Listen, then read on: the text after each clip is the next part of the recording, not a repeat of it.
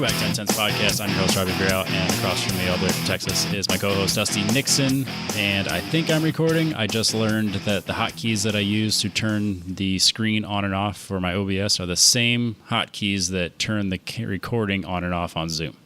So how we've never run into that before, I have no idea. But I think we're good. It does say recording stopped whenever it stops, so hopefully we'll catch it right away. And theoretically, it'd just be video, so we could just have a blank screen for a second on that. So we're fine. Now Adam says he can join us. Is he coming? I was about to say that we had people coming, and then they both bailed on us.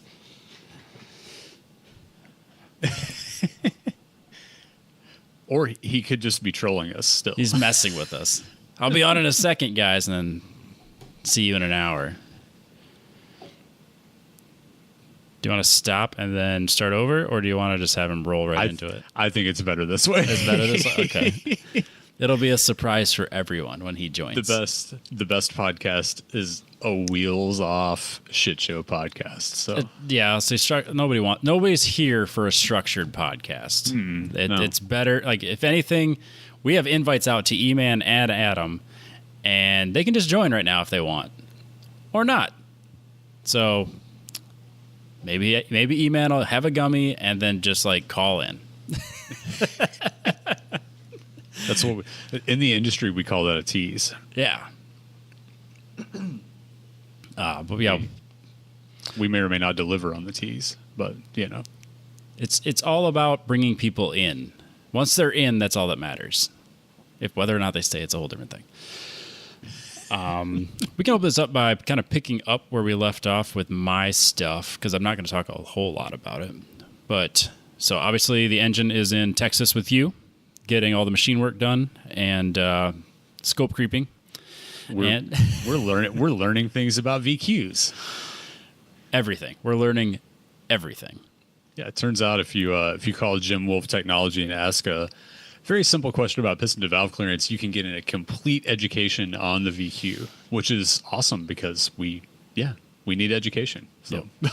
No, I appreciate it, and I also appreciate you guys asking rather than just doing what I've had happen before, where they're like, "We did this on the LS, it'll work fine," and then it doesn't work fine.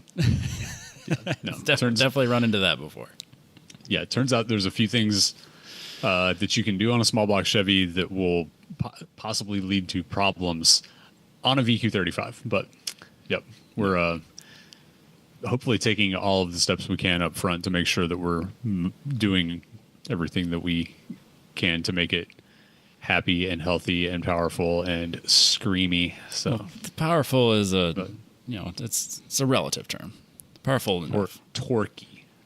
We're making. I was aiming for torque on this, because even when I send them my Dynograph Dreaming, it's it's my Dynograph, and I scribble all over it, and then Adam's here, and then I basically just drew a flat line all the way across to the 9,000 mark, and I was just this is what I want my. I don't really need more power. I just want all of the power here, and so that's what they made me a cam that does that. So we'll see what the actual top power is and what the final RPM range ends up being. Yeah, that's kind of like what we did with the second engine that we did in the Camaro. We could have made it make a lot more power from 5,500 to 7,500, but we wanted it to make a lot of power from 3,000 to 5,000 or 3,000 to 4,500 to help get the car out of the corners. And that car would run with things that made a whole lot more power than it off of a corner, just because the engine just worked in that mid range. Yep. So I think I'm excited to see what the torque, the horsepower curve actually looks like. So yeah, I basically asked for more mid-engine power, and then now with the whole aftermarket cam, valve train, everything, then have it rev out to 9,000 RPM. I feel like I can get everything I was asking for.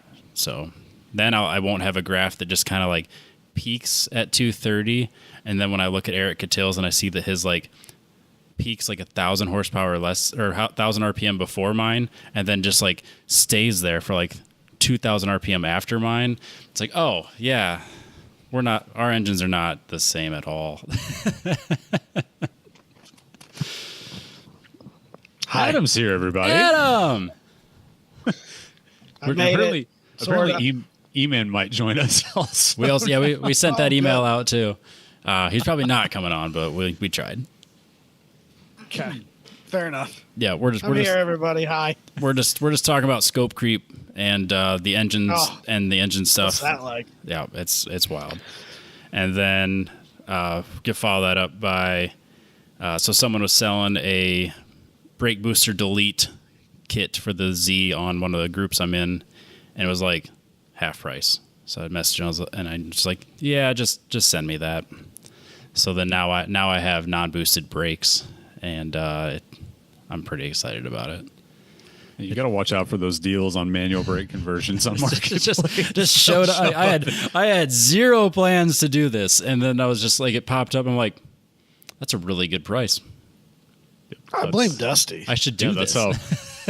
That's how I ended up with manual brakes. I was like, okay, this thing's either getting an MK60 or it's getting this Alaria manual brake conversion, and then you can do both. That one's been sitting in the or both. You can do both. Well, it works. It works great with the ABS. Both?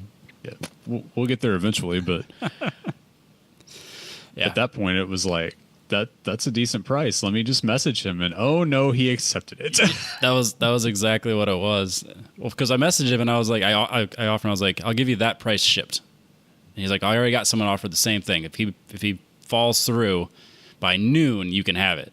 So I'm sitting we're out with like Eman and a bunch of people for like a Saturday morning thing, and I'm checking my phone the whole time. I was like, come on, one more hour. And he finally messaged me at noon. He's like, he never showed. All right, great. I'll pay you right now. But yeah, so got that swapped over. Pretty straightforward. Besides the fact that I had a 13 millimeter socket above my head in the engine or under the dash, and then it dropped it, and then I had a black eye. I don't know if I still have a black eye, but I had a black eye really bad earlier this week. That's so amazing. that was fun. I mean, that's awful for you. It landed like right on the socket, and as soon as it did, I was like, it's probably black already. Sure enough.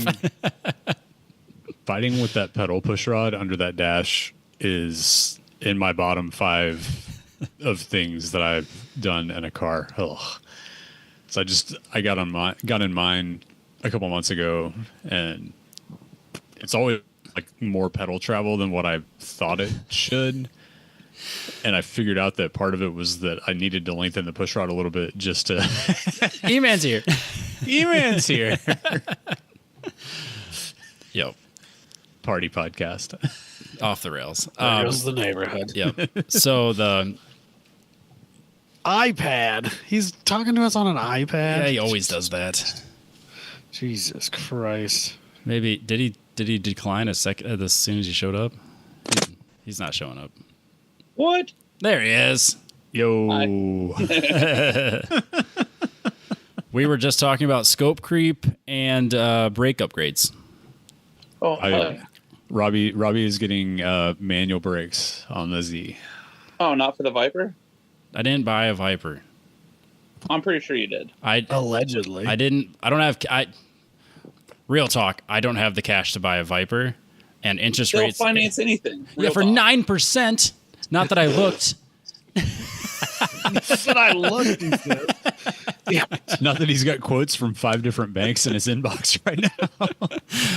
I mean, I didn't actually look like a real quote, but like a car that old is going to be like 9%. So fuck that. If you do, if you can show that it's a collectible vehicle and can show comparables, the rates actually aren't that bad. Not that I've been. Not that you've been looking either. Does it matter if it's German versus American, though? 9. 9%, that's right. But yeah, so got it swapped over pretty easily. Started bleeding the brakes. Found out real fast that Multool doesn't make an adapter for the Chase Bays kit So like I had to go get the universal one and then just like clamp the fucker to it, and that doesn't work very well. So you're constantly like balancing it from one side to the other, and then you get an extra little clamp to hold it in place. So that was kind of a pain in the butt to bleed. And then it felt different, so I was convinced there was still air. So I bled it like a lot. And then I took it for a test drive and was still convinced there was like just one push that I had to do to kind of like build pressure, and then it was fine. So then I bled it again like a lot. Got like a tiny little bit of air out, and then it feels fine. But it feels different, so I still didn't trust myself after like a day of bleeding. I'm like, I'm fairly certain this is how it's supposed to feel. I just don't believe it. It works great. That's fair. So, yeah, I don't have to pump the brakes or like build pressure. I just take it out for a drive. It works. It feels different, and that took me a minute. Yeah, changing the entire master cylinder is, it took a minute to get used to. Yep.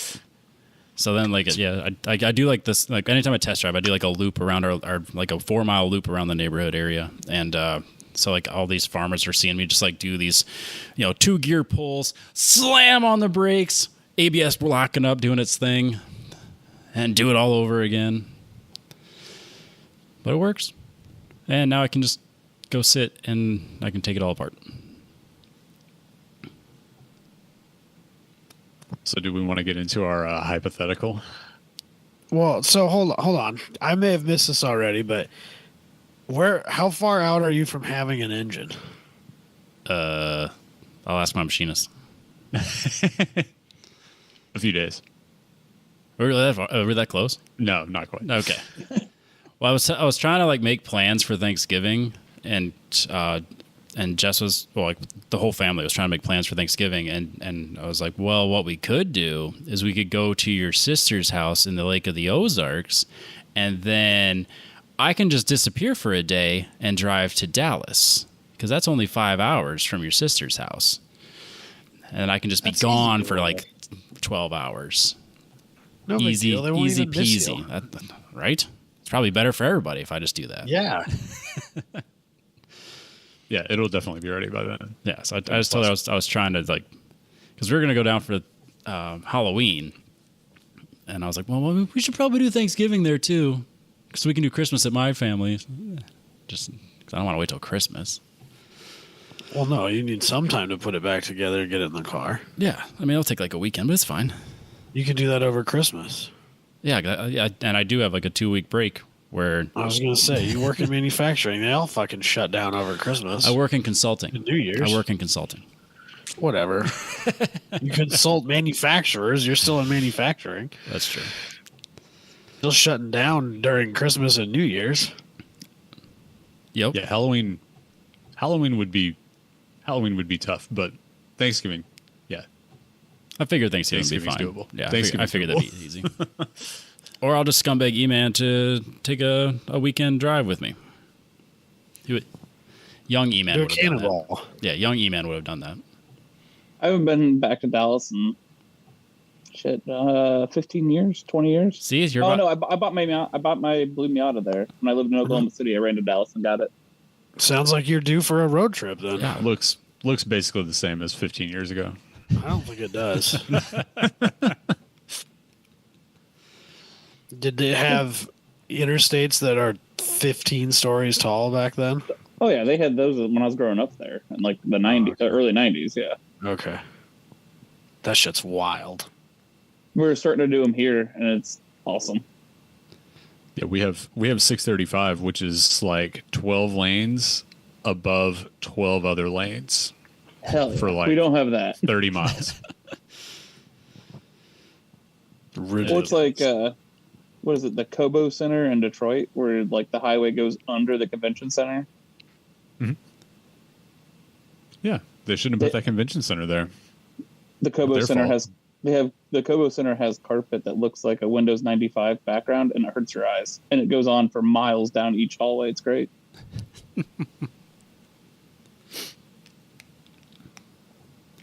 But yeah, so it appears that there's a highway running through that convention center. Yeah. So yeah, so if I don't go down for Thanksgiving, I'll just make Eman do a flying trip with me, and we'll come visit you. Yeah, we'll figure something out. We could probably do that. Say Des Moines to Dayton to Des Moines was long, but I think Mount Sterling to Sherman to Mount Sterling would be a little bit tougher.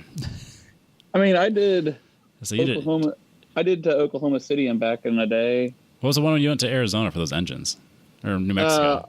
Albuquerque. Yeah, that was leave Thursday night at 8 p.m. from Columbus to Albuquerque. Loaded 18 engines, pulled an engine out of a car, so 19, and drove back and was home Sunday night. But we would have been home earlier, but the guy had to do something in the morning, so we screwed around and went to Cars and Coffee or something weird, and then went and picked up the engines. But yeah, that was real stupid. So you're about due for a real stupid trip, is what I'm saying.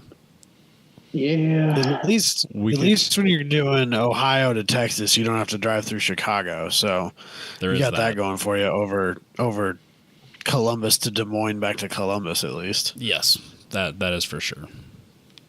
The last time I had to go through Chicago was on the way to Road America, and I timed it awful, and I hit Chicago at like 5:30 on Friday night with the truck and trailer. God, that sucked. Dude, when we brought the NPO1 back, we went through Chicago because that's where Swanson was from, so we were dropping him off.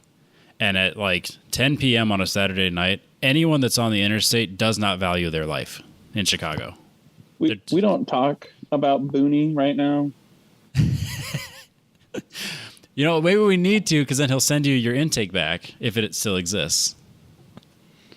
For those that don't know, practically 3 years ago, I sent Booney and Factor Fab the intake off my Datsun for them to do some fabrication work so I could get the new motor set up in the car and get it back on the road. So the only reason I haven't got to drive the Datsun in the past, we'll say 2.5 years, is because Booney.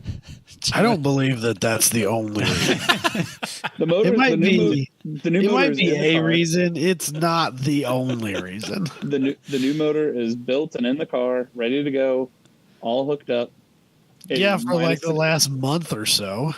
I've got photographic evidence. It's been in there since We've proven that your photographic evidence is bunk. That means nothing. I have seen it sitting in the car. I will confirm that much. It was in the car. had brown. It had I brown mean, I've leaves got in an the Omni, background. But or I've got a motor in the Omni too. That doesn't mean it runs. I'm just waiting to put the intake manifold back on, and she'll go. Allegedly. did you use code TTP15 when you sent it to him? He didn't. He didn't. Oh well, see, there's this problem. It might be the problem. I also maybe insinuated that ketchup belongs on brats. You brought this on yourself. So then he Oh, sent well. me 5 pounds of ketchup packets.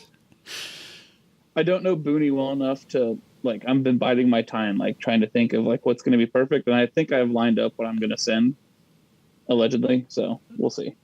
Proud of you. If you need assistance, let me know, because I am more than happy to go out of my way to annoy Booney. So you just let me know.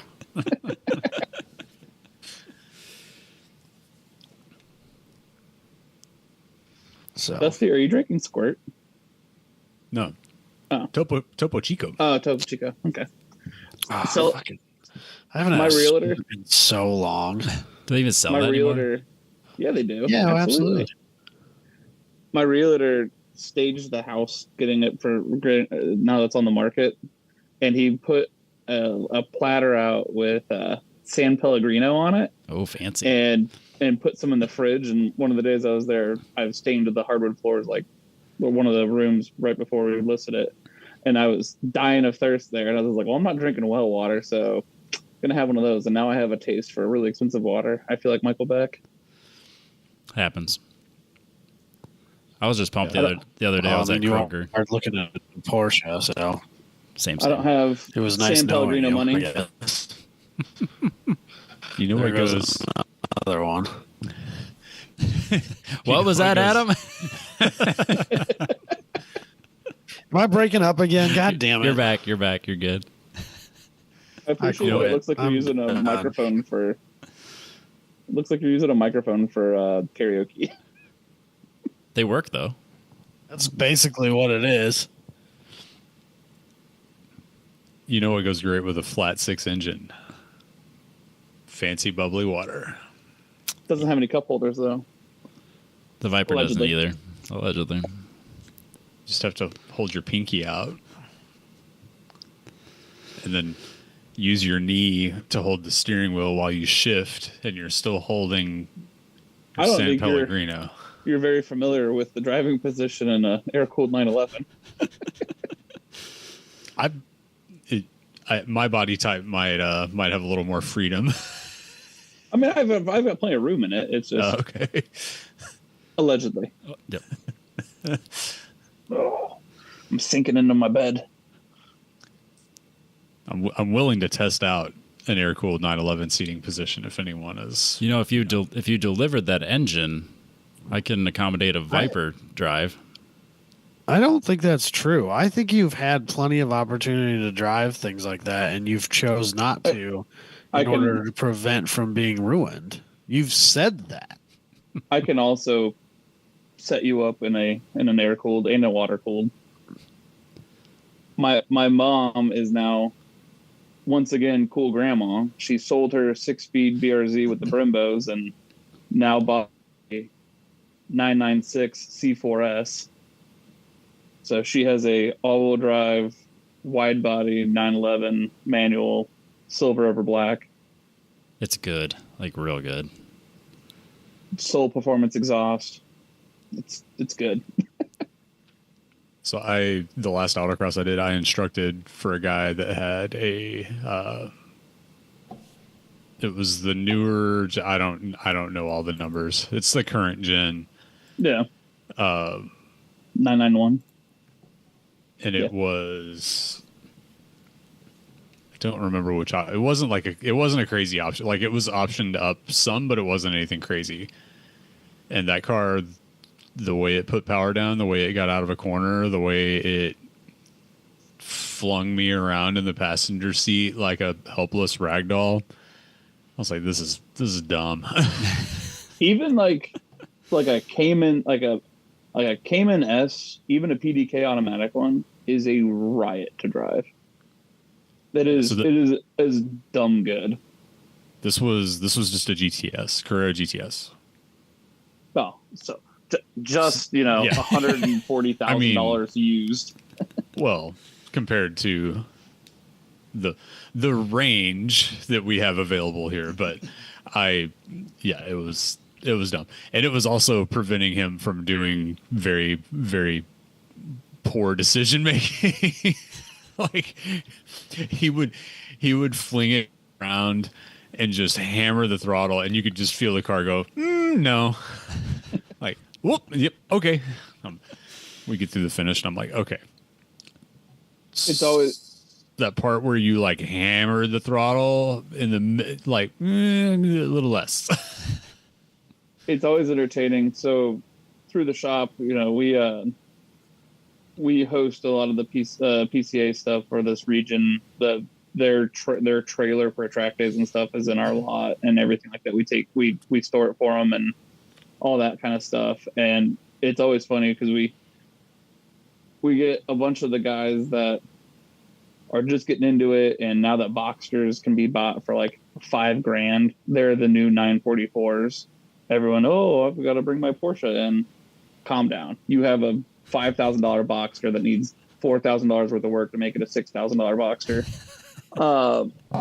We have those guys coming in prepping for track days. We have the doctors and the dudes that did well with crypto and taking advantage of everybody during COVID that come in and are like, I'm prepping my 997 or whatever for a track day. And then we have the guys that have had money and they know how to have a good time. They're like, I'm just prepping my 993 air cooled, it's a 4-liter big stroker car, and it's like, Jesus Christ, I'm gonna track my $250,000 air cooled 93 911. I'm like, what the hell? But kudos to them for actually driving it. So absolutely, and they drive like madmen. they're the same gentlemen that tow their cars to the track with their Cayenne, and it's like, okay, we get it. So that's your people now, is what you're saying. They're my customers. I still have 240s. For now. Yeah. So you got to start somewhere. Yeah, I'm not like Sean, who I scumbag today into buying a customer's 968. He bought a. Weren't you trying to sell your 240s? The S14's for sale. Anyone looking for a VQ swapped CDO1 full interior S14? I have one for sale. The S13 will stick around for a while. I'm trying to get down to just having the Datsun. I sold the 510. I'm trying to get down to the Z, the S13, and the Barracuda. So we'll get to there. It's hard to narrow down projects sometimes. It is. Plus, I have a Fit, and it's great. It's fine. It's great. Ooh, we can Fits for our hot take. Fits are fine. I don't know what to tell you. I mean, they're the most ergonomical, comfortable, great on gas, easy on maintenance, Doesn't cheap even to need buy. Doesn't even need motor mounts. They All it always needs is need a bigger- motor mounts. All they need is a big wristway bar. That's all it needs. Well, they need a $600 motor mount or a $20 tube of urethane glue. Yeah, I don't know that we've gotten to test that out yet. Classic. I think that Dusty's buddy's motor mount might have gone past the point of being fixable with urethane.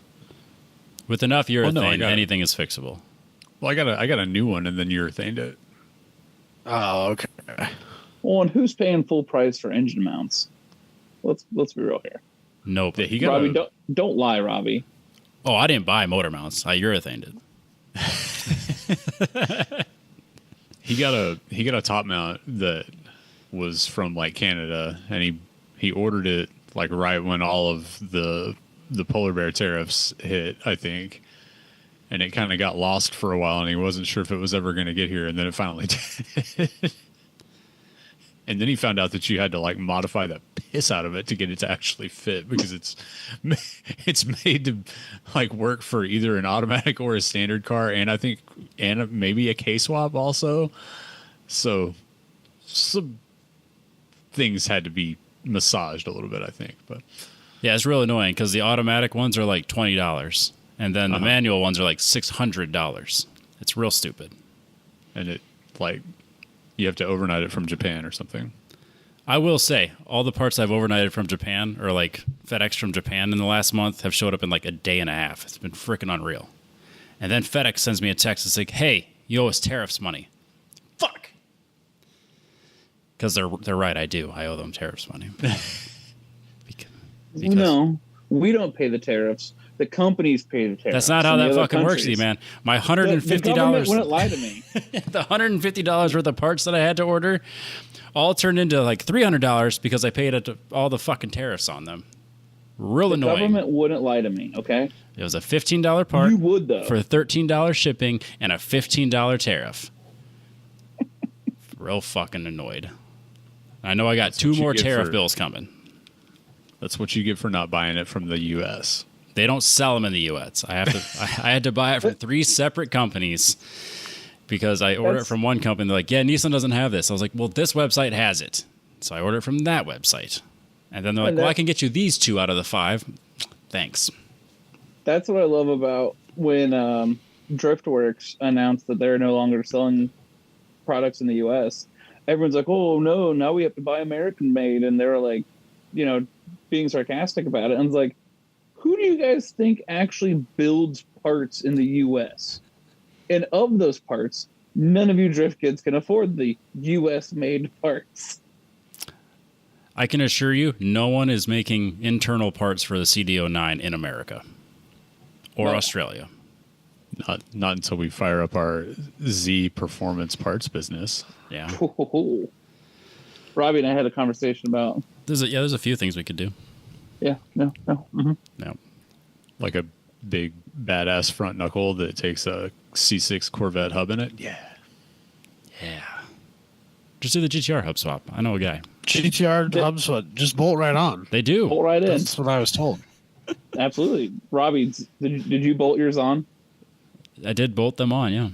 Yeah, there you go. That was that simple. And then he folded his fender lip 2 inches out. It's fine. That's how they're supposed to look. But yeah, so I got one more part that's showing up, hopefully. Oh, it's a back order. Next week. Hopefully next week.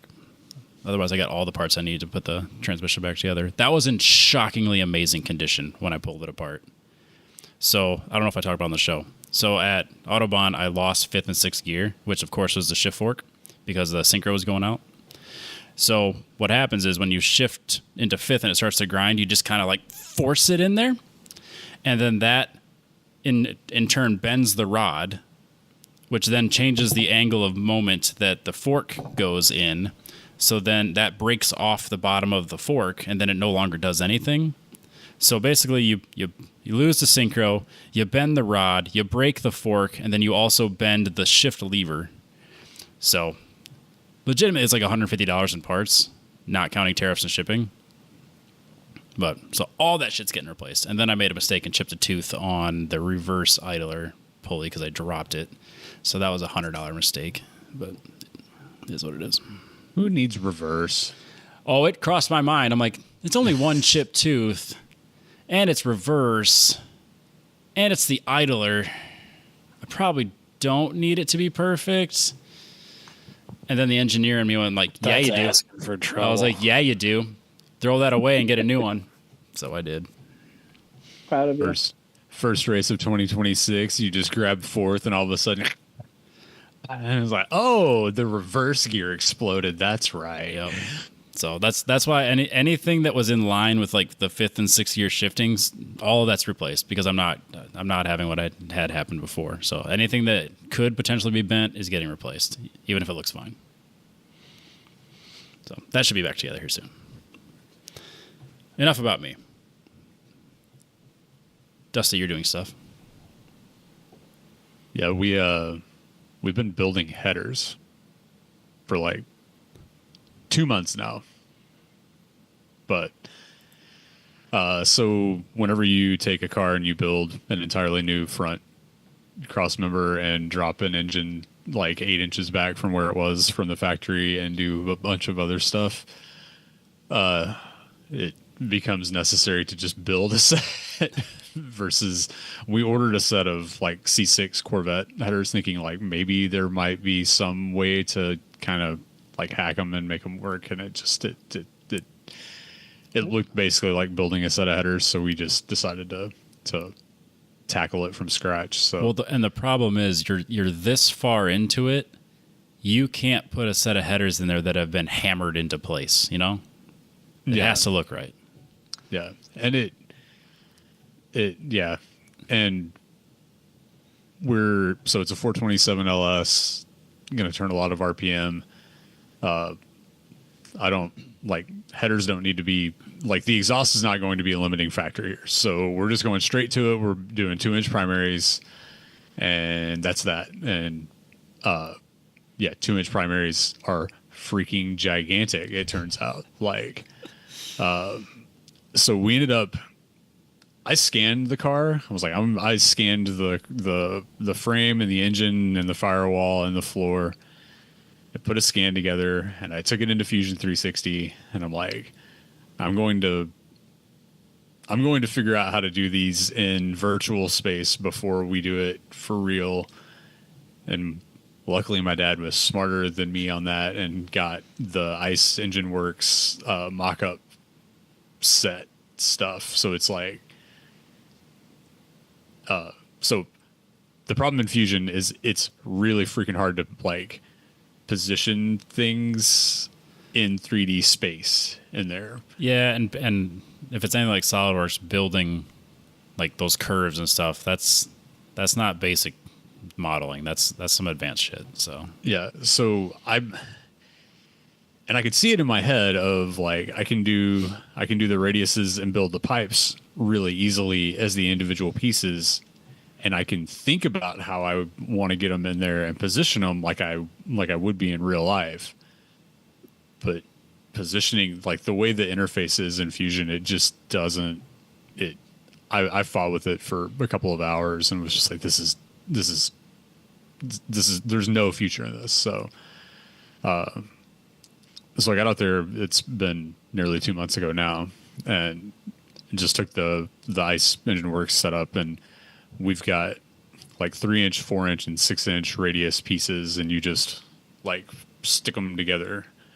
It's basically like a big Lego set, and just started, I think, with getting the collectors positioned under the car where we want them, where they're tucked up right up against the floor, basically even with the bottom of the frame rail, and just started sticking pieces together and made the 4 tubes and got it looking pretty much like what I wanted it to, and pull them off.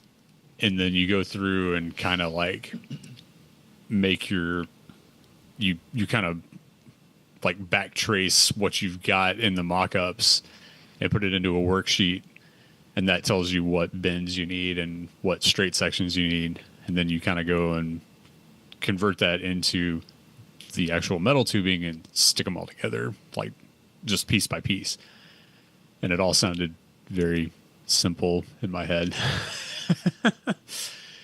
So we got their setup for the bandsaw where you can take and do the sections that you need for each bend. We just ordered a box full of 180 bends, and they've all got straight legs off of them, so you can do each section with like the curve and then whatever is straight on it. And like it, whenever I pulled them all out, measured it all up, we ordered all the stuff, and then he got back in there, and so found out 2 really good tips if you're going to build your own set of headers. One, if you have a fitter block and a couple of random heads on it in the car, make sure that the dowels are in the block. Because if they're not, the head can move like somewhere between 1/4 and 1/2 inch in some random directions. So he put the dowels in there and put the mock-up back up there. And I was like, oh, this just doesn't jive anymore. So he got to go back through and massage a bunch of that. But so he spent, I think, basically 2 days last weekend going through on the passenger side one and breaking it all down and cutting all the pieces and got them all mocked up. And it looks like it's like, actually, like it looks like a header. It looks really good. Like it's very professional looking. Yeah, so trying to keep them as close to equal length as we can, but it's like the difference in the longest and the shortest one is probably you measure it out in the number of pieces that you use, and I can't remember. There was like 8 or 10 pieces difference between the longest one and the shortest one. So like the rear tube, it comes out and it runs like back toward the block and then forward and then curves around and down. And then like the very front one is just the straightest shot possible, straight back to the collector, just to try to even things out some. And there's a lot of thinking about that kind of stuff, along with just the general packaging of it. It's like there's a lot of crap going on in here. And then I started looking at the driver's side. And the driver's side, some jerk put a steering column right through the middle of the space where all that needs to live. So we're gonna tackle that a little bit further down the road, but. Is it going to look like the Kooks the Z32 LS swap one, where it's got two of the headers go one way and the other one goes the other way, and then they just kind of like wrap around the steering column? It's going to end up having to be something like that, in which we can cut reliefs in the frame rail if we need to. Like there's a lot of different ways to tackle it, but so that car stock was a steering box. So the steering column comes out of the firewall and runs like basically straight in line with the frame rail. Well, we put a sweet manufacturing rack on it, and now the steering column needs to come out somewhere kind of close to centered to what the driving position is, and then it's got to run basically down right next to the oil pan at the front of the motor, because the rack is that it's it's super narrow up there where the actual where the yoke thing, that was a nice motion. I wish we could do I wish we could do GIFs for the thumbnail. But yeah, so it's like right up next to the motor in the front. So there's going to be some gymnastics involved in that one. But yeah, that sounds like fun. Yeah, so I've been looking at the LS swap for the 300ZX, and there's a guy selling a set of F-body LS swap headers that like tucks real close to the engine. I'm like, I bet that fits next to the steering rack rather than going around it. And for $100, I might just try it rather than the $1,500. Yeah, because the Cougs are $1,500. I'm like, I'm not doing that. So I've been eyeing a Speed Tech RB header for the Datsun, and I'm really hoping by the time I'm ready to pull the trigger on it, I think it's like $2,800. Ooh. I hope that but it's beautiful. It's they pack it when they're manual bending the tubes. They pack them full of sand and heat them, and it's real sexy. I bet Factor Fab could make you one of those. Yeah, but I want my son to see me driving this car before he's 16. So I'll just buy it from the Australians. I'm just hoping that the tariffs eventually go away at some point, and it knocks the price of the header. It doesn't hurt even more when I spend that kind of money. It sounds like Dusty and his father would be fantastic for me to just bring the Barracuda down, and they can help me get the subframes from the Challenger under it. I thought of you a lot today. We were working on a Hemi block, and the goal is the track width, and just quick dirty measurements. It's not far off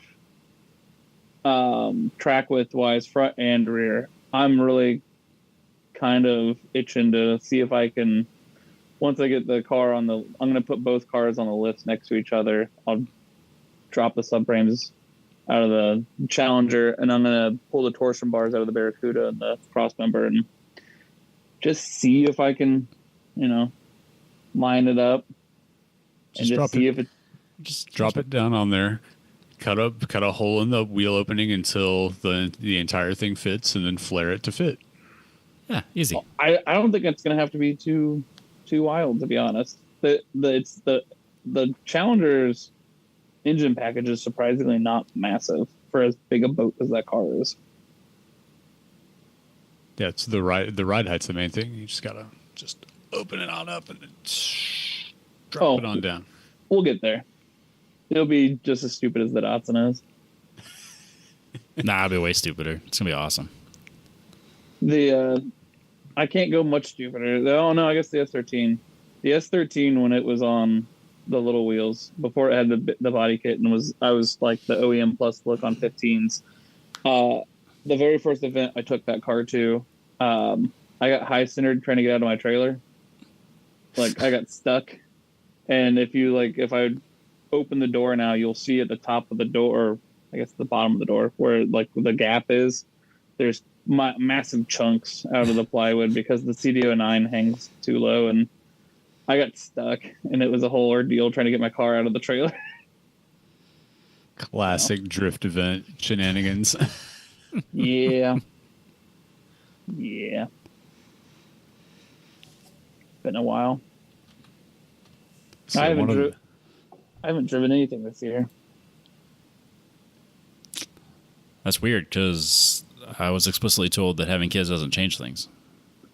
It's the having two houses while also trying to buy a company. That's the mix that's having a problem at the moment. Yeah, but those are adult moves, and yeah, that takes away from the shenanigans. Yeah. The last event I drove was when I was running the drift stuff for Pit Race for Grid Life, and Jabe asked me to help with that, so I took the S14 down. So when I had free time, I drifted that until I blew apart the drive shaft and the rear diff. And now we don't have a pit race anymore. Yeah. Yeah. Still can't believe I blew apart my drive shaft. It's impressive. I sheared that thing.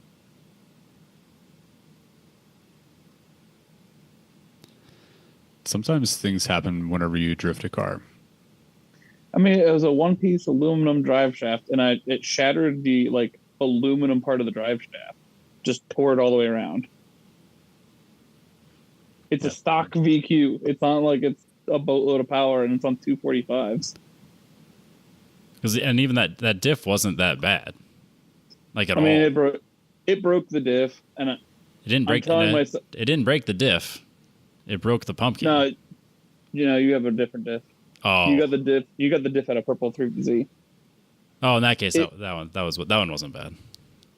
Yeah, the S14, I think the diff maybe let go and locked up, and when I went to clutch kick it, to continue drifting, I think maybe that's when it broke the drive shaft. I don't know. It was violent and it sounded terrible and it was hard to push.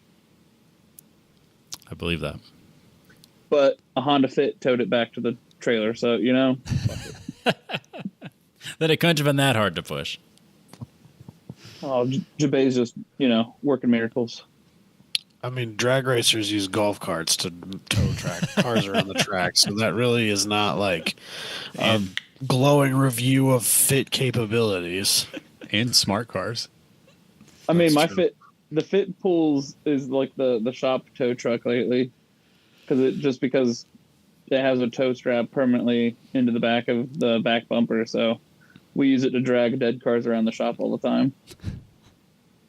Or the stupid freaking dune buggy that we have. That's still there?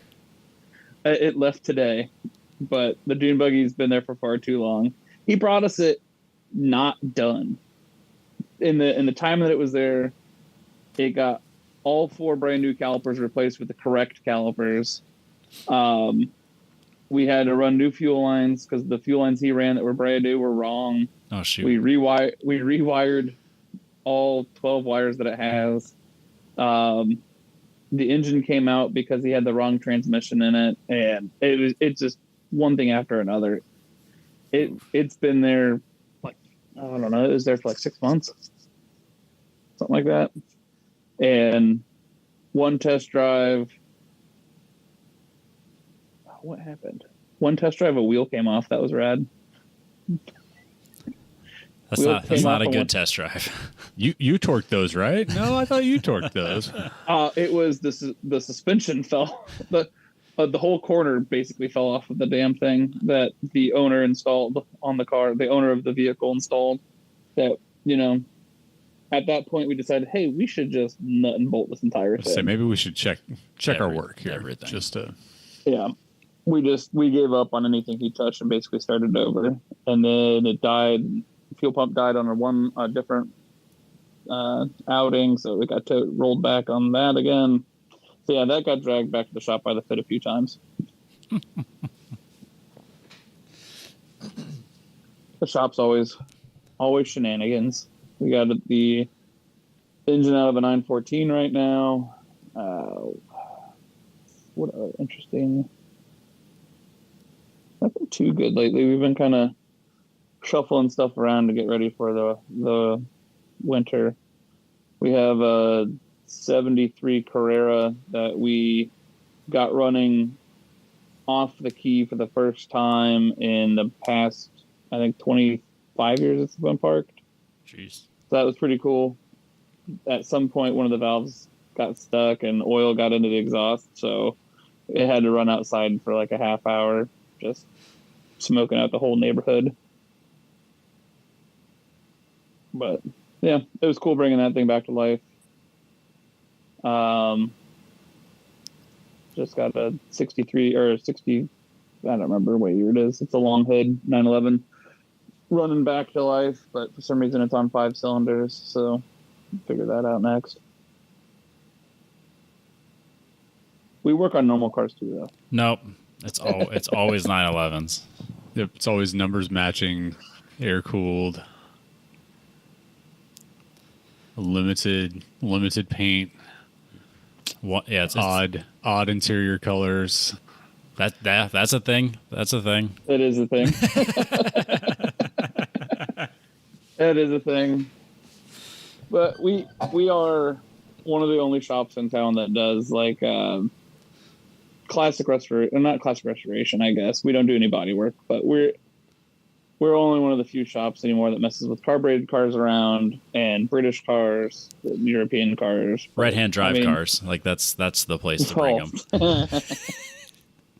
Speaking of which, I got offered a GTR today for a really, really good price. Like I should probably try to figure out how to come up with money price.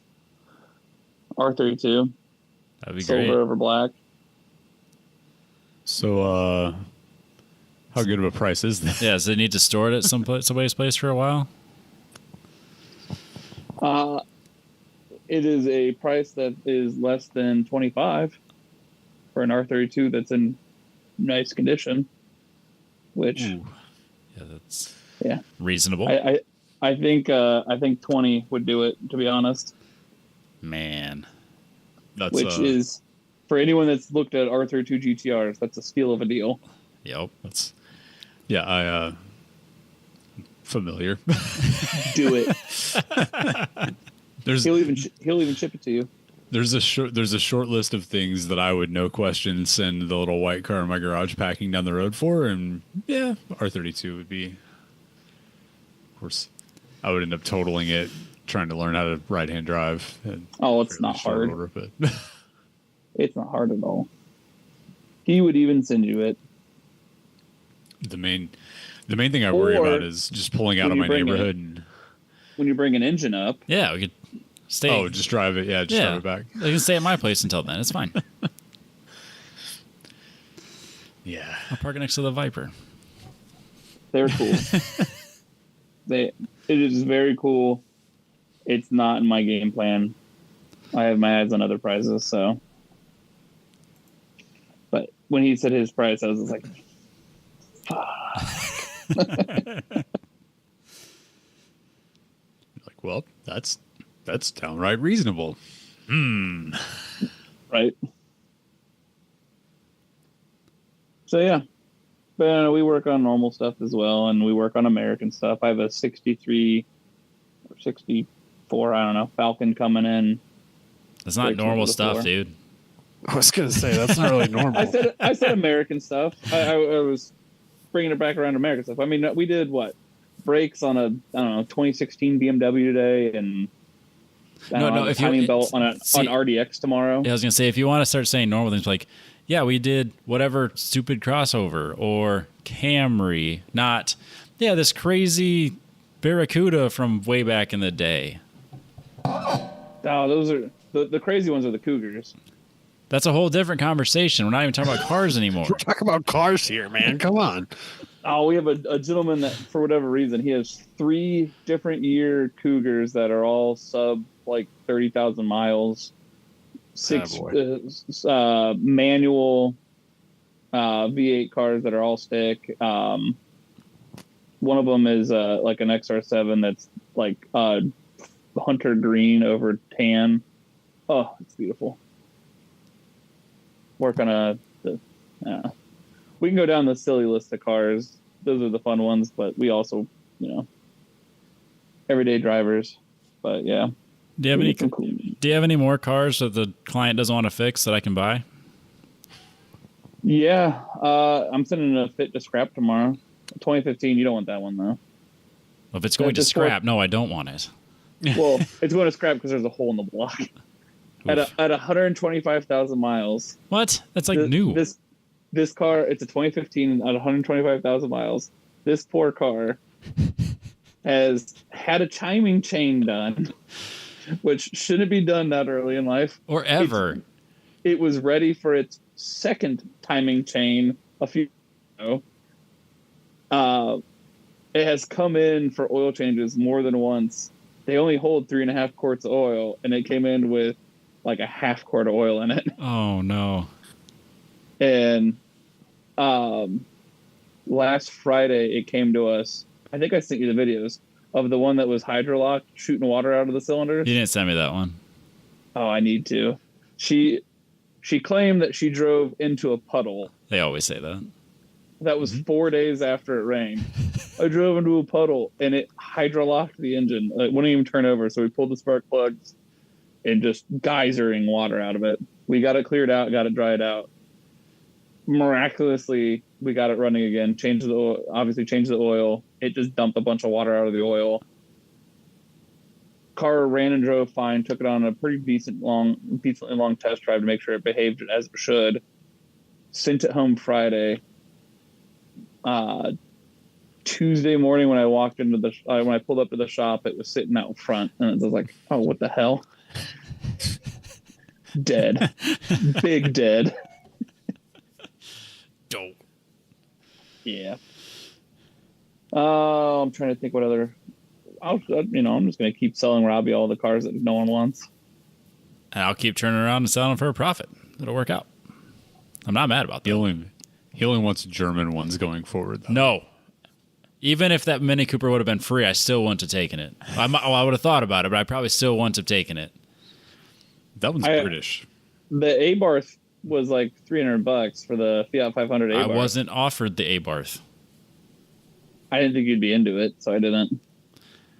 There's nothing better than a $300 car. I want you to know that. All right.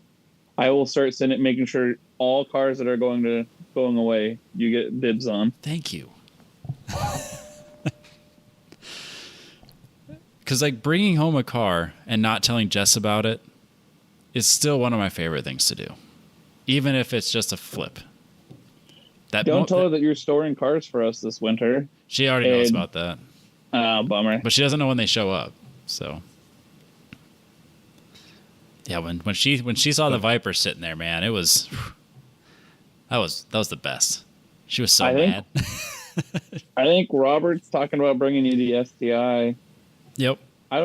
Sean keeps buying cars, and I literally scumbagged him today into buying a customer's 9 convertible, which, for those that aren't familiar, it's a predecessor to the 944. It has round headlights, kind of look similar to a 928.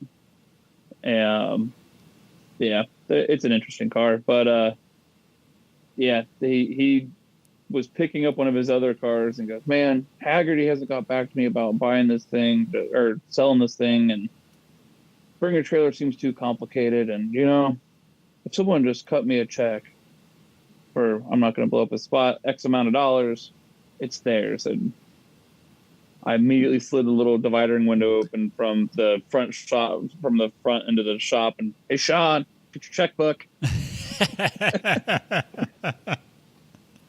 He called his wife on lunch, and he made another purchase after Monday coming in and telling us that they're selling 2 or 3 of the cars, and they're not buying any other cars. They're focusing on this, and they're not doing anything else. And he bought 2 cars this week. Classic. Both of those are not coming to my house. The 968 might. I don't know that I realized that there was a 968 convertible. Oh, there you go. It's ultra rare. There's also a 944 convertible. Ew. The 944 convertible actually doesn't look bad. I say the top doesn't really stow on the 960. It just kind of hangs out back there. Yeah, the 944 is a better looking convertible in my opinion. From a front 3/4, it looks almost exactly like an NA Miata. This is weird.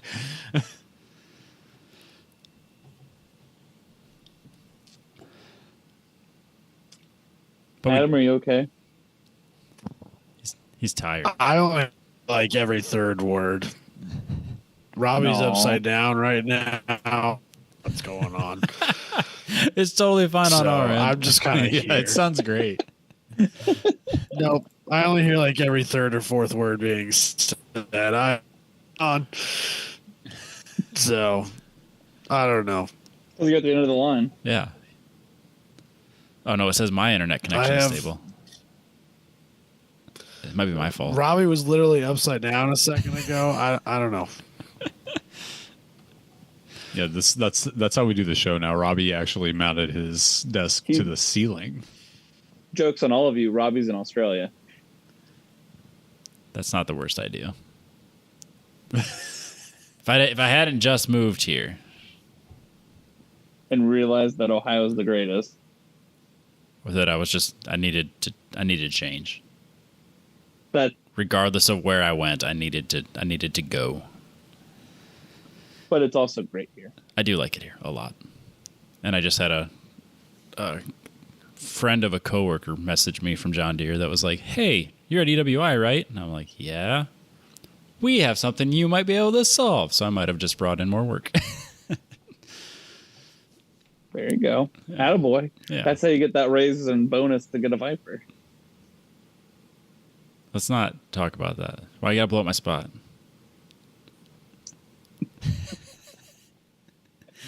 We have a topic this week, though. We haven't done that. We haven't done that in a long time. Dusty, you Can I want to complain about one thing first? No, I mean yes. I'm gonna anyways. I've been trying to buy artwork and like prints to redo or to fill the shop's like waiting room with. Right. So like a painting of a Datsun. I mean, that's somewhere in the atmosphere. I don't know where it is. But, No, nobody does. It's an enigma. but I've been searching around and buying prints of like old IMSA races and some old cool photos that I've always liked from like the mid '90s Le Mans and stuff like that. While searching around, I was reminded of how great 1990 Mustang IMSA, that was so great looking with the horse livery down the side, yellow wheels, and the purple. Car looked great. Mustangs are becoming more and more popular in drifting, and it really pisses me off that no one has just replicated that car as a drift car. He's looking it up right now and is going to agree with me. I mean, I don't disagree. I don't have to look it up. Which one you're talking about? Thank you. Yeah, Thank you. 90s Trans Am. Yeah, there was at Grid Life Laguna. There was the SCC or the like GT1 Camaro running, and yeah, So good. Jack on Hot Wheels livery GT1 Camaro. You will know that I have lottery when you look down at the end of the grid, and there I come in my Jack livery Hot Wheels GT1 Camaro. One of my customers has a car that is on my list, kind of like that Camaro is. He has one of the Pratt Miller C6s, and I'm just like, yup. He has one of the yellow ones, and it's just like, yeah, that's what I want. Yeah, there's a guy that popped up on my Instagram that has the Hot Wheels livery Camaro. He has the Panos Esperante front engine race car and road car, along with a couple of other like absolutely insane things. The reel that popped up, it's like the Camaro is sitting in the driveway, and you go through the breezeway, and then like the two Panos cars are sitting there on the other side in this like immaculate estate. I'm like, what did you do? It's weird wandering around trying to guess what people did to get as rich as they get.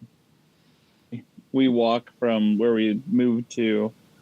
There's like a walking path, like bike path thing to like a little old downtown area, old downtown Bexley, and we get Grader's ice cream, and then we walk back. Oh, bye, Adam. Did we lose him? Yeah, he went dark, but we walk back and we walk through this neighborhood of just insane houses. We're absolutely going to go trick or treating there next weekend, but there's a house there that we walked past, and I looked it up on Zillow, and it's a hilarious number. But I was always curious because in the driveway is like a 2024, 2025 something Mercedes sedan AMG. I never remember my Mercedes, but it's not an S-Class or anything, but it's GT something sedan. 63 something. 63. It has this. I looked it up and it was like $200,000, and it's sitting there no matter the weather, no matter the time of the day. I was like, if that's what you're leaving in your driveway, what's in the 4-car garage in front of it? And then one day, also walking by, garage doors are closed. Sitting next to it's a Urus, and it's just like, okay, I want to know. It's like I'm about to just catch a trespassing, just so I can look in the windows of your garage and see what the hell is going on inside the garage. These are outside. I feel like the Urus is a sure sign that we have more money than we know what to do with, because it's really just an Audi like SQ8 with a horse on the front of it instead of 4 rings. Is a bull? Yeah, bull, horse, livestock. It's got livestock on the front of it. It's got a moose. God, and it's Canada like needs 3 times the price of a moose. That's Sweden. What Canada needs. They need or Sweden. Yeah, Sweden does it. There you go. So I guess we're moving on to our hypothetical without Adam, but he might pop back in, and then we'll have to explain it to him halfway through. Yeah, that'll make it even better. So there's this Instagram account that had a couple of these like crazy hypothetical things went. It was one of those things where like a bunch of people shared it a whole lot for like 7 hours, and then it disappeared from the consciousness all over. But so the hypothetical is it's a 2,700 mile road trip, and marketplace, find your vehicle. So first one that we picked, our options are a Hyundai Sonata with no oil on the dips, box sensor codes.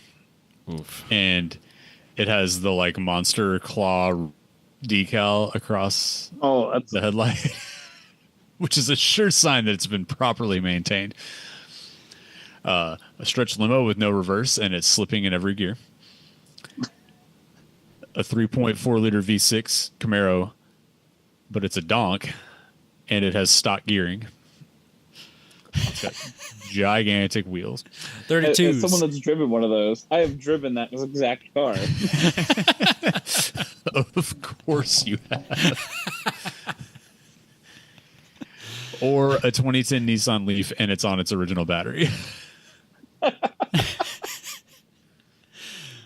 And so it's a 2,700 mile road trip. So you're basically going New York to LA. Basically, it's the Cannonball, but you're doing interstate, I assume. You could make it worse by doing highway or interstate.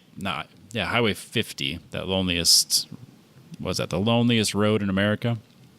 So if you do that, it can make it worse. But that's about it. Yeah, 2,700 miles, the worst way possible. And that is a lot of construction zones. If you look at that picture. Yeah. It's insane. It's basically 2 per state, nearly. So it was the Sonata? Yeah, the Sonata, a town car limo, donk Camaro, or the Nissan Leaf. Am I doing this alone, or do we have friends? Or are we stuck with our wives? Not stuck with, we get to do this with our wives. Dusty's are the kids with us? You can tell, he would he's become like pretty solid in the car and in airplanes. He just chills. So, wow. But at 3 months old, my son was in a car however long it takes to get to Iowa and back. Oof, yeah. And then to Lime Rock and back. He was over it by the time he got to Iowa. Well, yeah, it didn't help that we stopped at your house first and then went to your parents' house. Yeah. Yeah, if a child is included, then the limo is the only option because he can just run from the front to the back of it over and over again. So yeah. Why don't you sit your kid in the car seat? What kind of parent are you? It'll be fine. Apparent from the 80s in this situation. I rode on the drive shaft tunnel of a 81 Camaro whenever I was a child. That's fine. So yeah, if kids are involved, I'm taking the limo. Do you get to put oil in the Sonata, or like is it just empty when you bought it and now you can put some oil in it? It probably doesn't matter. Yeah, sure. The damage has been done. You can stop and add oil if you want. That knock sensor codes are not going away. I am absolutely not taking the Leaf. I've condemned enough Hyundais. I know how far they can go without oil, and it's surprising. That's what. Yeah, adding 3 quarts to the Hyundai and never looking back is probably the most realistic option, because a town car with a town car limo with a slipping transmission, that's not making it very far. I mean, once you get going, it's fine. Yeah, it's just momentum at that point. It can slip all it wants till you get there. But it builds heat. Heat doesn't get better on the highway. It does. The airflow, it's fine. It's fine. You're overthinking it. Is the donk also a convertible like in the picture? I think it's T-tops. No, that's a convertible. The picture's a convertible. Oh no, that's T-top. Zoom in. Yeah, it's T-tops. Yeah. Is it really? Oh, it's right because they had the black top. I forgot about that. Yeah. Well, T-tops are cool. Yeah, that's the black top that they stole from Honda. I forgot about that. The NSX ended up just looking like a Camaro. That was like a 3rd-gen Camaro, but no, it's an early 90s. Like, okay. What kind of RPM am I sitting at 75? A lot. Like 4,500? In the donk with the stock. No, in the donk with the stock gears, it's not like it's going to be with that tall of a. It's going to have like a 200 mile an hour top speed. You're going to be foot to the floor though, because those wheels weigh more than you. Yeah. So I worked at a shop called Wheel Medic forever ago, more than, 15 years ago. And there was, a lot of just normal cars through there. They fixed, cracked and bent wheels.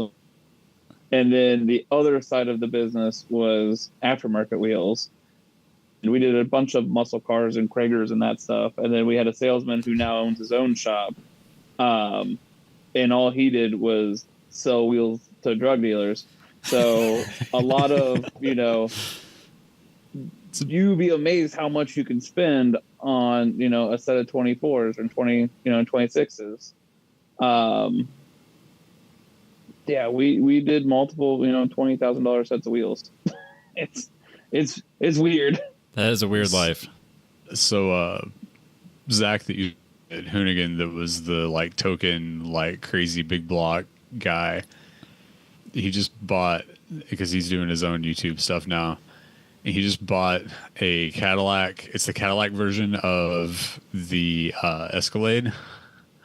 Or not the Escalade. Cadillac version of the Avalanche. There we go. Oh, yeah. Escalade Avalanche. XT or whatever. Yeah. And put Dub Magazine 26-inch wheels that 24 karat gold Cuban link style chain along the outside of the center of the wheel. Is that it's $30,000 worth of wheels. Yeah, absurd. I did multiple sets of Ford Giottos that were, candy paint center, 26-inch wheels, or 28 front, 26 rear stagger, and they're 25, 28 grand. We did a set of 30s on a Dodge Ram. The 30s were the biggest I ever did, and those were just out. That would have been 2013. I did those. But yeah, they're real silly. They're terrible to drive. That's what I remember, way back whenever the lift, it started to be a thing that you were doing big enough wheels to lift them. There was a guy around Sherman that had they had just like, all right, we're making this car sit high, and we don't really like we're definitely not suspension engineers by any means. And yeah, they just like cobbled together this like 2-inch square tubing like extension that just dropped the stock cross member down, and it was the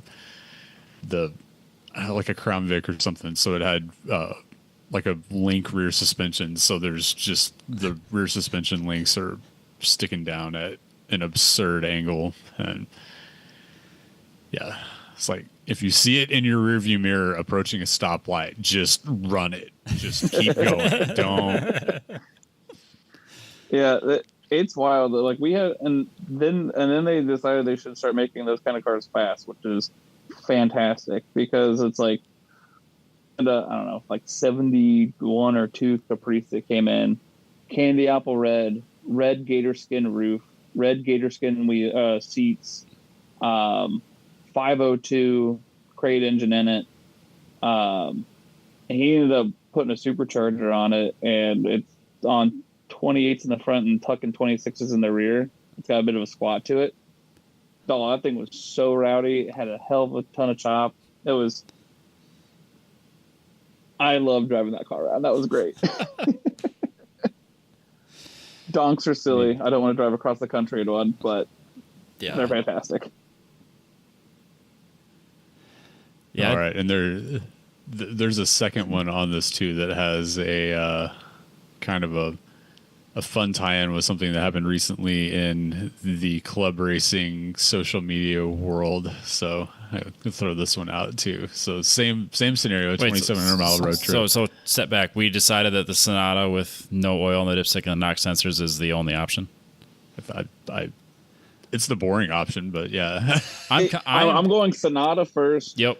Camaro second. No, limo is second. I'm going Donk second. I can put up with it. When the fun factor. They're gonna have equally angry transmissions by the time you get out of New York. So. And when the limo dies, you have a comfortable place to lie down. Yeah, there is that. And I'm also.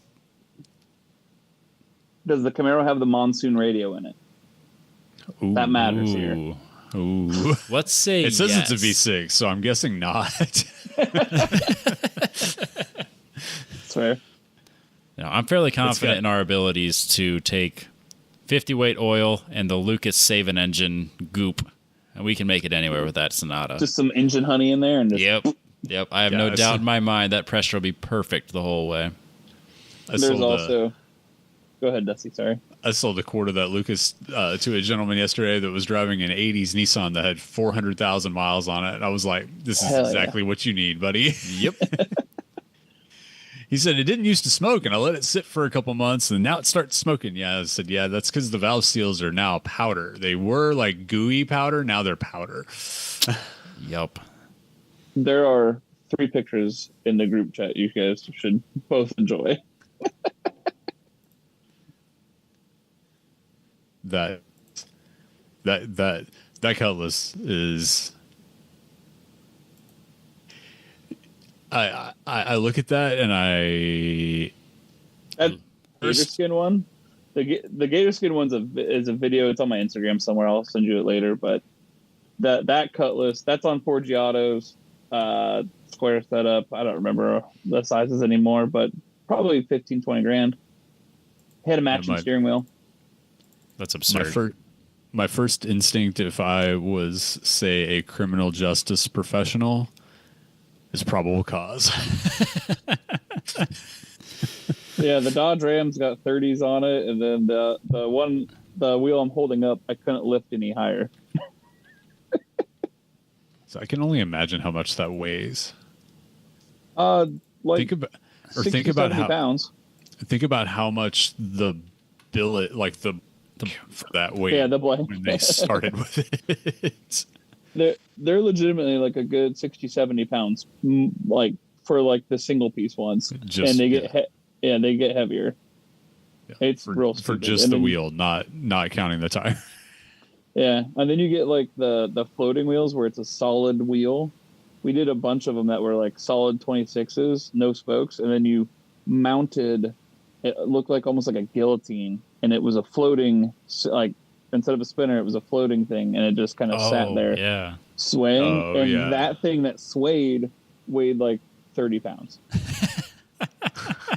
It's insane. If it came off on the highway, it's killing me. I was just about to say, I don't care what future me thinks of this decision. We're red Loctiting that thing, and we'll figure it out later. Purely based on liability alone. Yep. Sorry. All right. So number 2, same 2,700 mile road trip, and option number 1 is a fully armored Humvee with no AC and no overheating issues, and also it's probably going to be impossible to get insurance on it. Yeah, apparently. I've Apparently. heard. And for the love of God, don't let it get towed. Yeah. You'll never see it again. Yeah, I wonder if you ever got it back. I never saw an update. So option 2 is a 50,000 mile Sebring convertible whose elderly owner never changed the oil. Oof. I mean, Those were never great. yeah, so step number 1 would be finding one that hasn't already like just returned to the earth. I got beside a Dodge Stratus. It was either a Stratus or a Chrysler Cirrus or one of, I don't remember which, or Dodge Avenger. I don't know. It was one of those cab forward cars like yesterday in traffic. And I was mind blown. Like I never see been those 10 cars years. anymore. I saw a Intrepid, like the later ones where they looked like the Chrysler Concorde or the LHS or whatever. I saw a pristine light metallic brown one today with a full body kit on wheels and dual exhaust drive past me the other direction. I almost wrecked my car. I was so excited. Like, what was it? Was it an exotic? Oh, kind of, yeah. Just as rare. Yeah, It's it was on very quarter rare. panels. It had pristine paint. Someone loved that car. It's like that, like the customer that showed up. I sent you guys the Sunfire Yep. that showed up with the full body kit and the original 3-spoke hubcaps. Pristine. So option 3 is an S-Class with collapsed air suspension and every light on the dash but TPMS. So, I mean... Everything but the TPMS. Yeah. Which you don't have to say collapsed air suspension on a more than 5-year-old S-Class because that's a given. As someone that deals with those all the time, there's a lot of lights on that dash. Yeah. And I already know I'm taking option 4 here, an Audi B6 S4 with 160,000 miles and the original timing chains and guides. Oh, those are the ones behind the engine, between the transmission. Uh-huh. Oh. I'll take my chances that thing's damn cool. I'm going S-Class I'm leaning S-Class. because those lights can all stay on. It will still run and drive, Yep. and it will still be stupid fast, very comfortable, depending on the year. So even We'll collapse, have- it's got to be better Yeah, than so some of the- the shit I've driven. The Yeah. question with the S-Class is, do I get a chauffeur or not? That's the real, so I can sit in the back and stretch my feet out. You can sit in the front and stretch your feet out. Those things are huge. Yeah. Does the AC and or butt warmer still work? No, that's a good point. I want to be comfortable. Probably They like a typically 50-50 proposition. They probably They like half of typically it do, works. but what you won't be able to do is adjust your passenger mirror. Almost all of them, the controls on the door, and when you eventually push it, it will just fall into the door. You'll see it, but you can't reach it because it's down in the door. They only need to adjust that once, and you can do it manually. It's fine.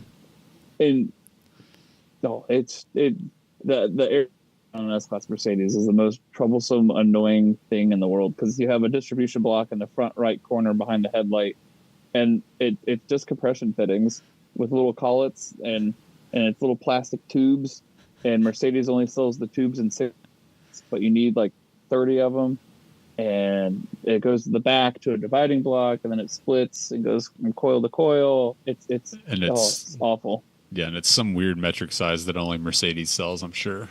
Oh, absolutely. You have to get it from the dealer. And it's R0 makes remake makes the suspension, and I mean it's every bit of $1,600 a corner at my cost, and it sucks. Yeah, there's a not that old Mercedes SUV of some kind. I don't know, kind of like the mid-size SUV that's on my street. That anytime it sits there for more than a day, it's hella flush by the time I drive back through that afternoon. Yep, that's what they do, and they're finicky, but God, they're weirdly fast, and they're fun. They're neat, but yeah. When you buy one, you immediately put steel suspension under it and get rid of the air. And because it's so heavy, it rides just as nice. Yeah, that's my I'm choice. going S-Class. Yep. Give me that S4. I'm willing to. The S4 is sick, though. There was whenever I was still in, I don't know if I'd actually graduated yet, but there was a little car lot that was up the street from my apartment whenever I still lived in my college apartment. And they had it was the bright, like petty blue color S4. Yeah, almost Mariner blue. Yeah, and it was like, it looked so cool. And I went and started reading up on forums about all of the possibilities that come from owning this car. And I'm like, maybe the juice might be worth the squeeze. I don't know. I had a friend in high school that had one with twin 35Rs on it. Golly, that thing was cool. It's the fastest thing I had been in my life at that point, and it was just like, all right, I want one. Yeah, at that point in my life, I was driving a GMC Sonoma with a 2.2 in it. It was like the absolute most simple vehicle on earth, and I'm gawking at this twin turbo all-wheel drive Audi that's like way past anything resembling warranty, and I'm like, maybe I could pull that off. Yeah, he was driving that, and I had a 03 Mazda Protege, 5-speed, champagne over can. Ooh, dang! Oh man! On a Smoking Tire podcast, he calls that champagne colored Jewish racing gold. Oh man, that's a it's not a great look. He's Zach, the co-host, with him. He's like, I don't think I can get away with saying that, and he's like, no, you can't. No, only I can.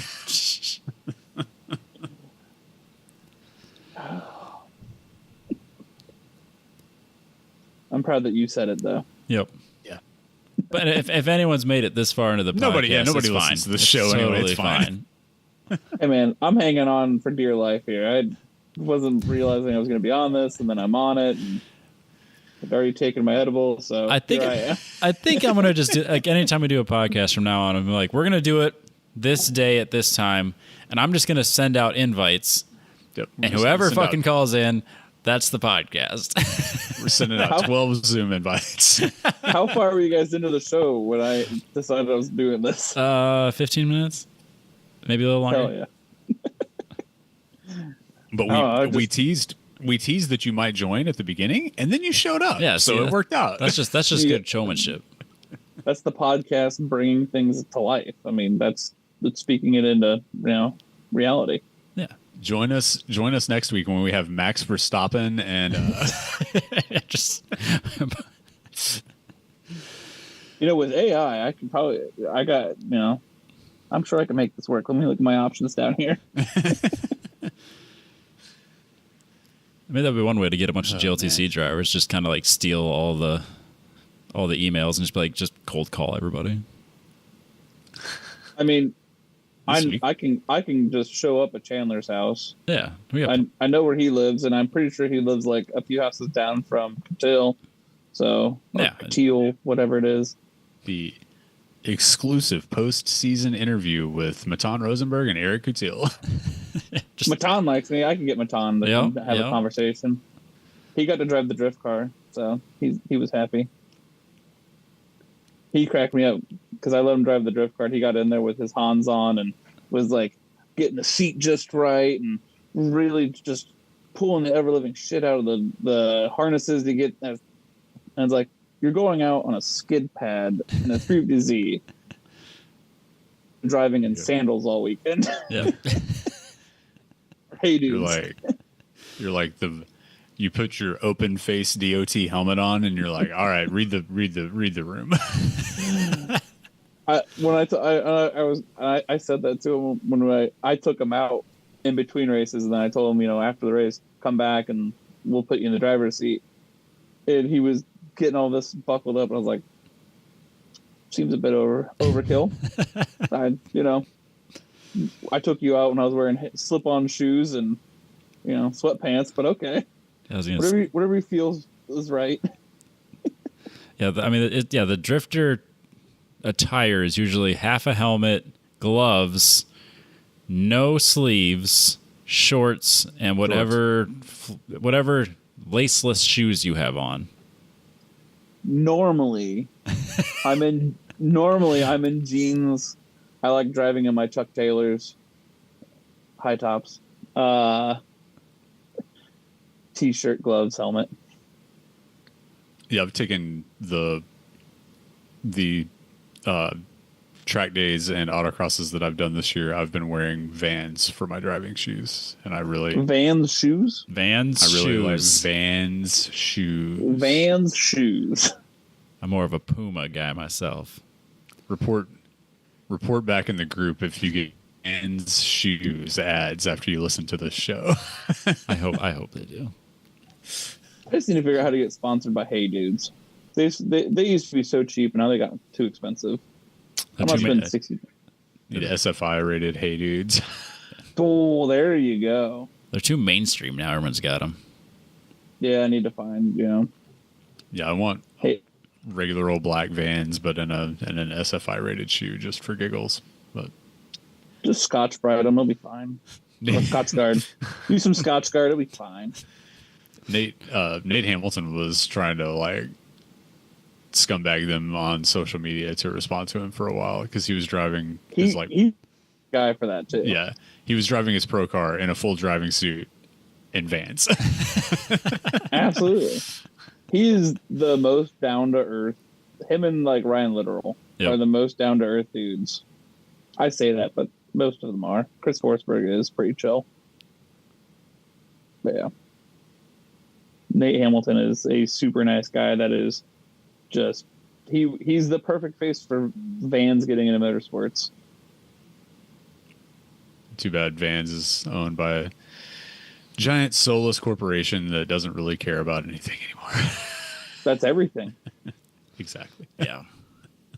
Rest in peace, Vintage Air. Yep. Well, I think we got ourselves a show. That was the shortest topic in the world. We don't know how to do that anymore, so it's been a minute. We gotta slow roll our way back into topics. In fairness, Adam is the one that can take a topic and just expand it into all kinds of crazy things. But that'll be next week when we cold call whoever decides to call into the show, and we have another topic. I miss the Craigslist challenges. Those have been. That would have been a good one. Do the 2,700 mile challenge, but we get to pick 3 cars for each other, and then that person then has to pick out of those 3 cars. I like that. We'll definitely do that. The Craigslist thing just got depressing at some point though, because everything's so fucking expensive. Everything is $5,000. That's fair. Yeah. I think there was one year that it was use the average tax return to find. It's like, well, this car has an tire. That's the best thing I could find. Yep. I used to tell customers it took me a minute to realize it's no longer the case. They're like, oh, I just don't know if it's worth putting money into this car anymore.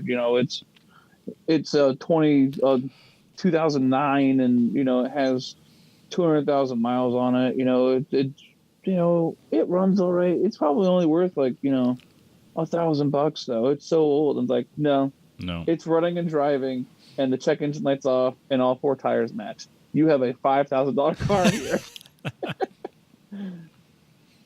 That's when you say, yeah, it's really about $1,000 car. Do you want cash or do you have the title with you? We have built our reputation on being truthful and honest. So, yeah. Just send them my way when they have those conversations with you. Like, hey, I know a guy. I actually know someone who is in the market for this specific vehicle. Speaking of, anyone wanted a Mercedes wagon, white? It's very nice. Oh no, very nice. No, I don't want that. I want Like it to be $7,000. Then no. I want it to be like it needs work, and you could probably make a profit. That's what I'm looking for. I got an engine to pay for. It's funny, as you said white wagon, I looked at my Audi S4 search over here that I pulled up after doing the hypothetical. And here's an Audi A4 all-road.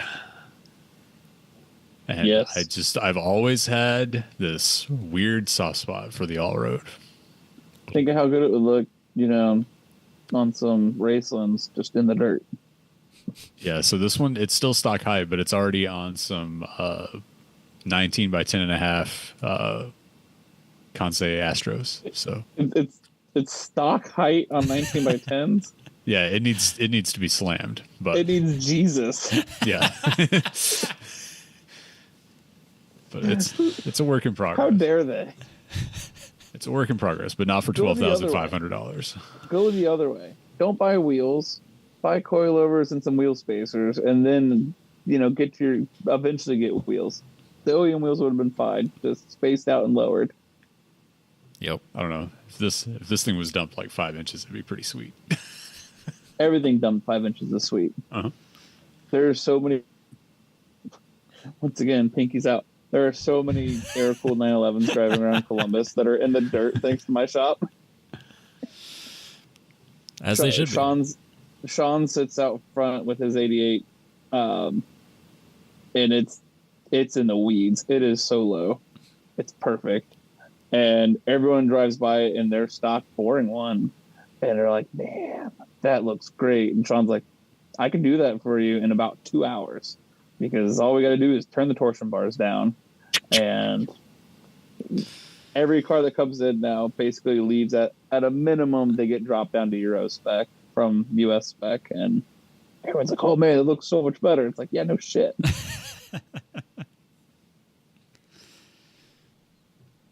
To follow along with the fun cars that come through the shop, I think we're at the North End Wrench on Instagram. I should probably follow that if I don't already. I pulled it up on Facebook, but it doesn't look like the Facebook is doing much. No, I haven't done anything with the Facebook yet. I have with the Instagram, but yeah, I think we're at the North End Wrench on Instagram. I'm terrible at updating it, but I'm trying.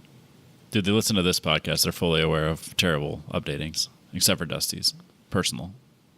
Hey, I've done 16 posts this year, all right? There's no way I'm even close to that. I've done like 5, I bet.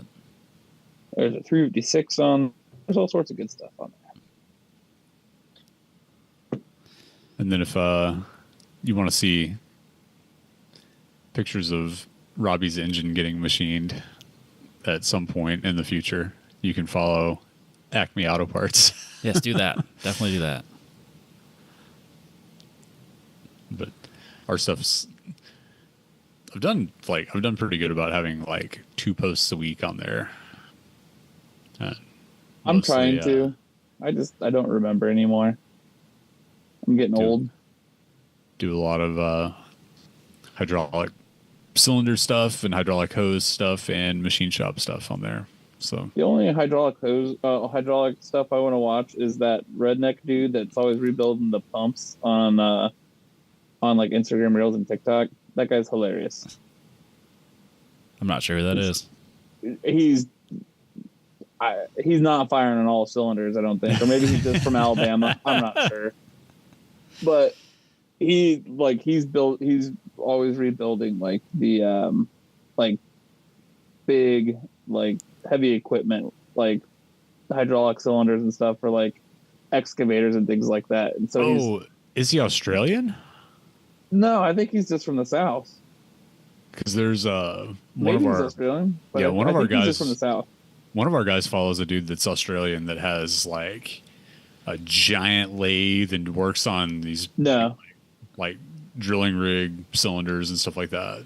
Like, no, this guy is like, I would have to assume in Georgia or Alabama or somewhere in that region, and he's working in like a tin shed, like a a Morton building, and he's out in the parking flatbed, and he's using pipe wrenches with like a 10-foot pole on it and jumping up and down trying to get it to break loose and just cussing up a storm. That's working on hydraulic stuff in a nutshell. Yeah, that dude cracks me up. We next to every workbench we have a pipe that's about yay long that you put on the pipe wrench to break stuff loose, because people that work on heavy equipment like to torque things down. Yep. It's like when we get a 911 and that single lug, we have to break out the multi-piece torque wrench because it's a stepped process up to 350 foot-pounds. It's fantastic. Is it only 350? I thought it was higher than that. I don't remember. I believe that the factory 911 single lug is 350 per wheel. But you do it like in increments up to it. Wow. But it takes like a 4-foot torque wrench to do it or a 5-foot torque wrench to do it. And it comes in a little special case. Fun fact, when you buy the 911 for that amount of money and the optional upgrades to get the single lug wheels and whatnot, and you spend the money on your center lock lug nut that you have to rebuild on a regular basis because that's a thing. You have to take them apart and rebuild them and put them back together. You don't get a socket to take the lug nut off. That's a different cost you have to go back and pay for. Brutal. Yeah. Well, they know that most people are just taking it to you, so. Yeah, that's your socket. You should have that. 443 foot-pounds. I was gonna say I had 650 in my head for some of the high end shit. Yeah, 500 Newton meters for the 991.1 GT3. Wild. If I'm being 100% honest, I don't know if we own a single lock lug nut socket in the shop. We have a lot of weird stuff to do a lot of weird jobs. I don't think I have one. Yet. If I were going to buy one, I'm going to buy one with the... have you seen the impact to do? That's what I was just going to mention. It has like special, the Delrin arm that like sits the spoke basically, of the wheel, and it just... It braces itself against your very expensive, very nice wheel. Yep. If I tried that on somebody's car, I would I would come back and it would just be a spoke laying on the ground next to the impact and be what? So I always complain about them. The new style tire machines that you drop the spike through the center of the hub and then lock it in, and versus like the old school like wheel clamp that everyone knows. Yep. I forever will die on the hill. The wheel clamp's the better option. You're only saying the other one is better because you're lazy. I watched the shop that I used to work at, the donk shop. We were putting tires on. No, it was maybe a Dino, but Ferrari magnesium wheel, and you set the cone in the center and spike it through the center, and you lock it into the machine. You start putting the tire on. And basically just that tire bound a little bit weird and just snapped the center out of the center of the wheel. Just saying that Like- the wheel exploded because it was magnesium. No, it just cracked the center, like where you would like plug in the hub, like the center cap. It just snapped part of the, like kind of cone shaped up away from like where the lug nuts would be. Kind of was protruded. It just snapped that clean off. I was just like, oh, glad I was standing over here and you did that. No, we used to like magnesium after. Like we would fix like a bend in the wheel or whatever, and you lay it straight and make sure everything's nice and smooth. We'd take those shavings and burn those. It's always entertaining. Fun times. Oh yeah. Oh, to be young and dumb. We can still be dumb. Yeah, see, I'm old and dumb I'm- now, so it just works. I'm old and dumb as well. Yeah, I mean, the that's young fair. ship kind of sailed, but Yeah. we can be dumb. Yep. That's fair. But not, speaking of old Didn't- and dumb, I'm But tired. to say, did we do a show? We've done a show. Yeah. Bye. We should be proud of it. I am ready for bed. Not only literally laying in bed on my I'll say- iPad talking to you gentlemen, but I took an edible, I don't know, like 2 hours ago. I'm ready to go to bed. I know you're all cozy under your blankets. Yeah, it's great. It's nice. My bed's vibrating. I don't have that. I'm not that fancy. You should be. It's great. Highly recommend it. We'll call Booney and tell him use code TTP15 and Nope. Yeah, if you need any fabrication work, Factor Fab, and then use code If you need TTP15. fabrication quicker, Do you want it done right or do you want it done fast? Factor Fabrication. We'll catch everyone next week.